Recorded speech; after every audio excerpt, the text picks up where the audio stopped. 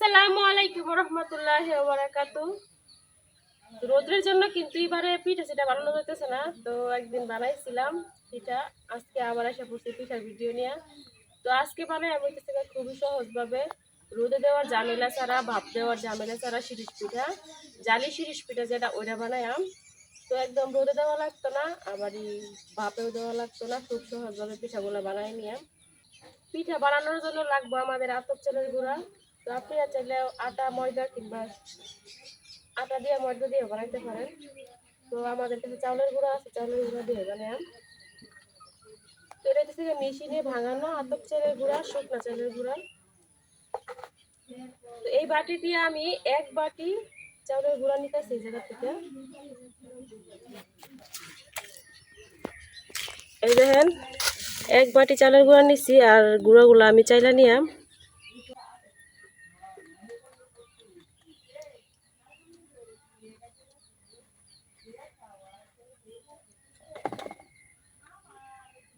সবসময় যে কোনো জিনিস চালে নেওয়ার চেষ্টা করবেন, তাইলে কিন্তু অনেক ভালো হয়।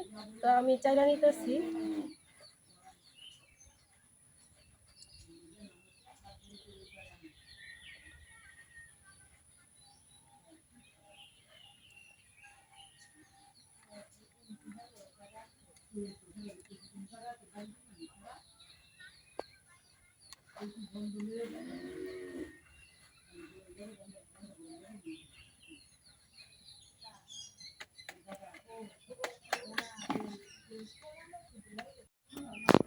চালের গুঁড়োটা চালা হয়ে গেছে, এখন আমি অল্প একটু লবণ দিয়ে দিতেছি।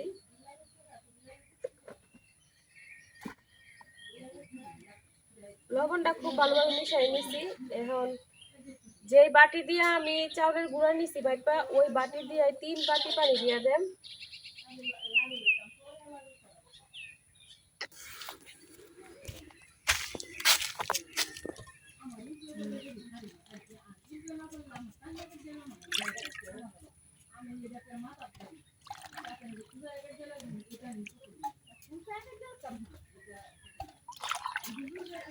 এক বাটি চালের গুঁড়ার জন্য আমি এই জায়গায় 3 বাটি পানি দিয়ে নিছি। দিয়া এখন পানির সাথে চালের গুঁড়াটা খুব ভালোভাবে মিশিয়ে নিয়ে, যেন দানা দানা না থাকে এরকম ভাবে।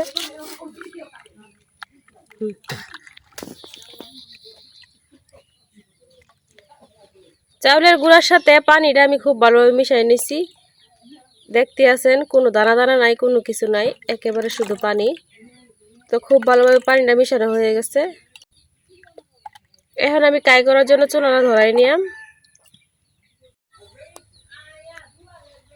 চুলা ধরাই কড়াই বসাই দিছি। চাউলের গুঁড়া যে পানি দিয়ে গুলে রাখছিলাম, এখন আমি এটা সরাসরি কড়াইয়ের মধ্যে ঢেলে দিতেছি।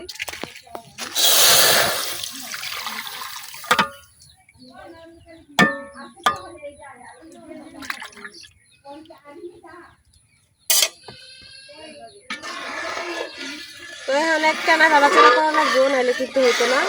আর আগুনটা একবারে কমাই দেওয়া লাগবে চুলার, যেন নিচে লাগিয়ে না যায়, পুড়ে না যায়।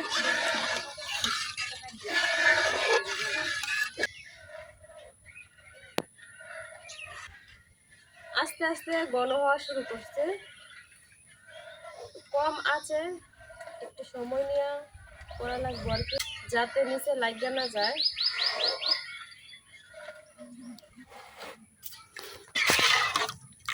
দুধের মতো সাদা হয়েছে, গরুর দুধ। তো দেখেন অনেকটাই কিন্তু ঘন হয়ে গেছে।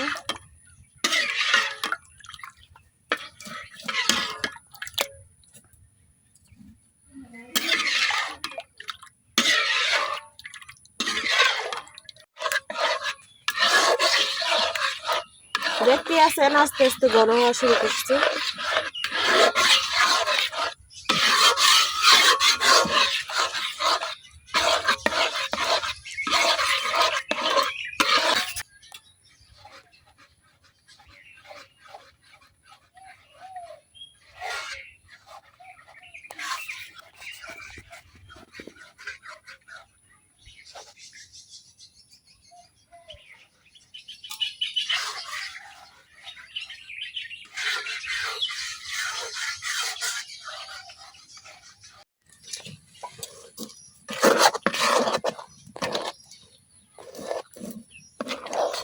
পানিটা শুকায়া কায়দা একবারে নরম হয়ে গেছে।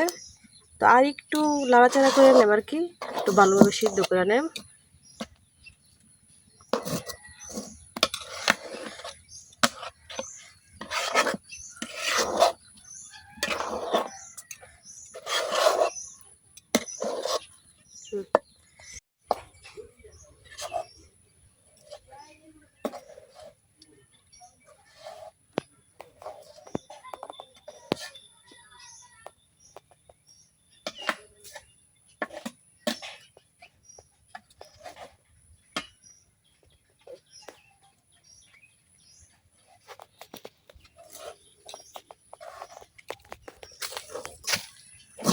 তো কাইডা পুরোপুরি রেডি, এই যে কড়াই থেকে আলাদা হয়ে যেতেছে।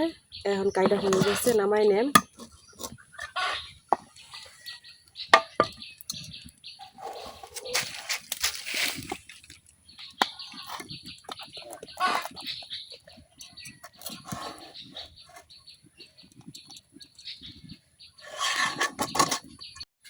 পিঠাগুলা যেহেতু ভাপ দেওয়া লাগবে না, এই জন্য আমি যে বড় ট্রেটা নিছি এটার মধ্যে পিঠাগুলা বানাই নিলাম।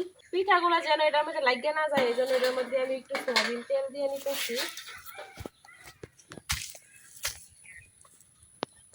তো সাথে আমি এই যে শিরিষের যে ভিতরে এটা আছে ওটার মধ্যেও তেল মাখাই নিতেছি নরম হওয়ার লেগে।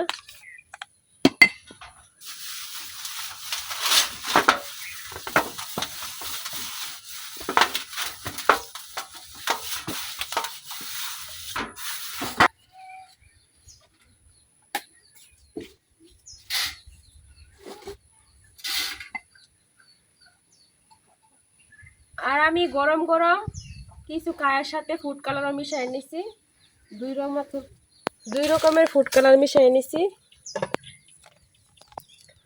এখন সিরিজগুলো এভাবে বলে নেম। আর এই কাইটা কিন্তু একদমই মথা লাগতো না, এভাবেই এরকমই থাকবো, কারণ কাইটা অনেকটা সফট হয়েছে। এভাবেই আমি সিরিজ বইরা নেম।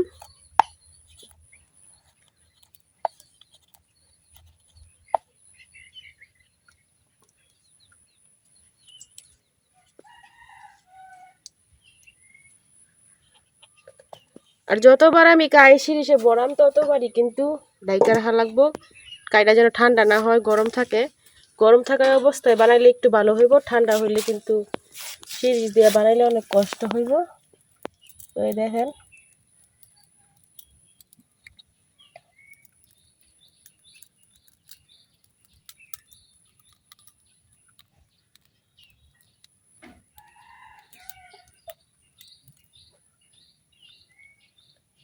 তো এই যে আমার একটা পিঠা হয়ে গেছে, এইভাবেই কিন্তু আমি পিঠাগুলা বানাইম। কথা বলছেন আমার একটা দেখা অনেক সুন্দর হয়েছে পিঠাটি। সুন্দরের জন্যই সবকিছু।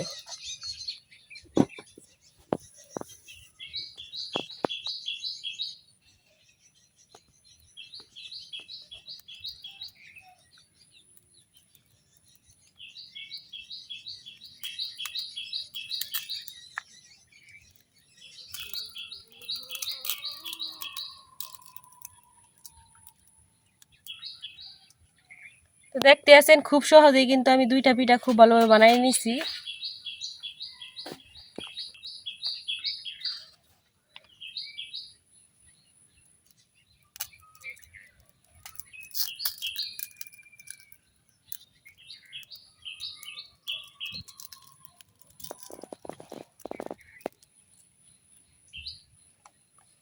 তো দেখতে আছেন পিঠাগুলা বানানো কিন্তু খুব সোজা।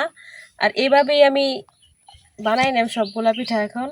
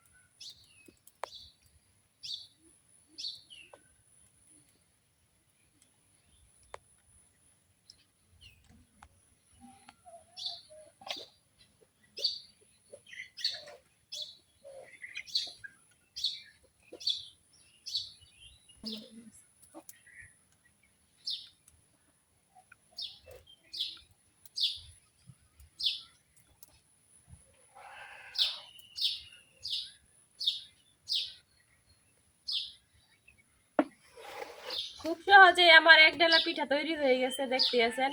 আর এই পিঠাগুলো কিন্তু একদমই ভাপ দেওয়া লাগবে না, এইভাবেই আমি আর রোদ্রেও দেওয়া লাগবে না, কারণ এই পিঠাগুলো অনেক পাতলা আর অনেক চিকন।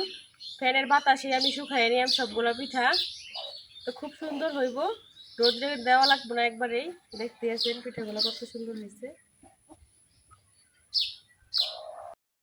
তো এই প্লেটে তো বইয়া গেছে পিঠা বানাইয়া, এখন আমি কুলা নিয়ে নিছি আর কুলার উপরে পলি কাগজ বিছাই নিছি। এখন এটার মধ্যে বানাই নেম। এই জায়গায় আমি 2-3 কালার মিক্স করে নিছি, দেখি পিঠাগুলো কেমন হয়।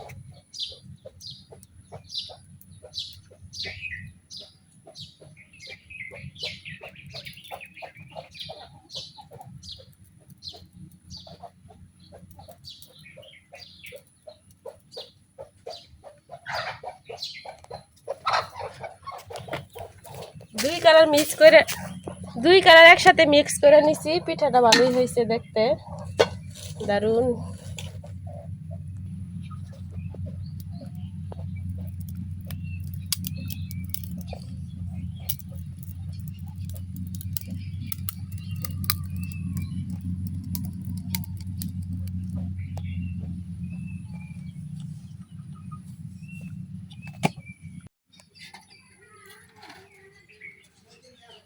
এক ছোট বাটি দিয়া 1 বাটি চাউলের গুঁড়া দিয়া আমার কতগুলা পিঠা হয়ে গেছে দেখেন। 1 কোলা 1 বাটি অনেকগুলা পিঠা হয়েছে। তো মাশাআল্লাহ দিলে পিঠাগুলা দেখতে অনেক সুন্দর লাগতেছে, আর এই পিঠাগুলা খাইতে অনেক মজা। তো রোদ তো নাইগা, এর জন্য আমি এই যে নিয়ে ফ্যানের নিচে রাখা দিয়াম ঘরের মধ্যে। তো ফ্যানের বাতাসে কিন্তু 2 দিন ফ্যানের বাতাসে রাখলেই শুকাই দেবো পিঠাগুলো, একবারে সুন্দর মতো মচমচা হয়ে যাবো। তারপর তেলে ভাজা খাই নিলে হইব। তো আমার পিঠাগুলো কেমন হয়েছে অবশ্যই কমেন্টে জানাবেন। আজকে ভিডিও পর্যন্ত, সবাই ভালো থাকবেন, সুস্থ থাকবেন, আল্লাহ হাফেজ। আল্লাহ হাফেজ।